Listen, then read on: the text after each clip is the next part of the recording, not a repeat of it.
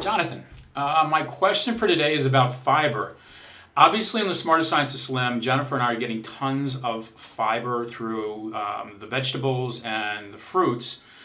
But other than that, we really don't eat any other kind of whole grain anything. We really haven't been eating beans, just haven't done it. So I will tell you though, recently I've been getting a craving again for a product called GG Crisp bread that we ate them by the boatloads on the ranch. But I'm hesitating to, because ever since I've read Wheat Belly, which is a fascinating book, it's kind of scared me to eat anything grain related when you read what's in here. I mean, it's fascinating reading.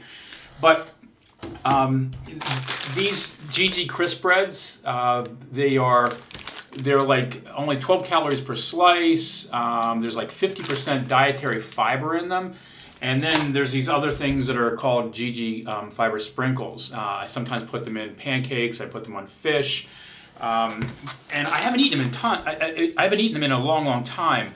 But I'm getting this craving to eat them. And on the ranch, we used to have them with like truvia and a little bit of cinnamon.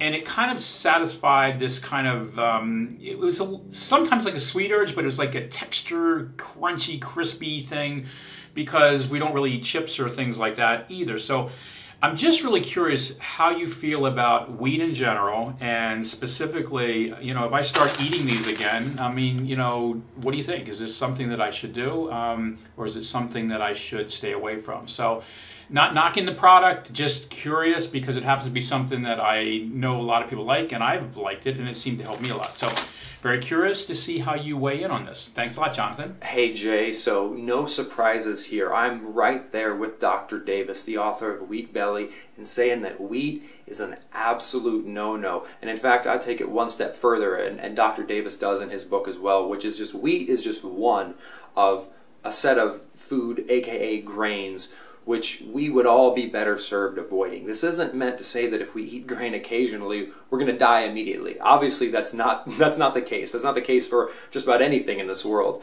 But the key point is that everything that quote-unquote whole grains are said to do, even fiber. You talk about fiber, it's a great example to bring up, because researchers have actually looked, researchers at the University of Colorado, at whole grains. They took 20 common whole grains and found that on average in a 250 calorie serving, we're going to get about 6 grams of fiber. If you look at common fruits, we get about 10 grams of fiber. But here's really the key. If you look at common non-starchy vegetables, the cornerstone of a sane lifestyle, we're going to get 46 grams of fiber in 250 calories. 46 compared to 6. 6 grams of fiber in 250 calories of whole grains, 46 in 250 calories of non-starchy vegetables. Really driving home the point that anything at all that grains can do and that wheat can do, non-starchy vegetables, whole food fats, low sugar fruits, and nutrient-dense proteins can do better. There is nothing uniquely nutritional about grains, and they are not required for optimal human health. Heck, how could they be?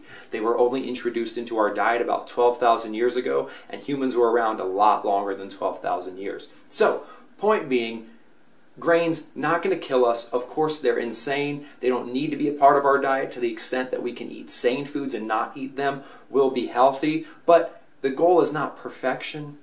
The goal is to stay as sane as we can. The crispy cracker things, forgive me, I forgot the name exactly. If those are the one indulgence you need, your leg's not going to fall off tomorrow of diabetes. But I would highly encourage you to not go crazy on them and to look for other saner options. If you need something crunchy, try the kale chips that you emailed me about the other week. Those look like a fantastic option. Or even try soy nuts. I'm not a huge fan of soy, but they're going to be preferable to anything that's wheat-based. So remember, anything that any grain can do is better achieved through sane foods. But again, our goal isn't perfection. So if you've got to do a grain, it looks like the ones you've identified are the best of a bad situation. Let's put it that way. Hope that helps, Jay, and I'll see you next week.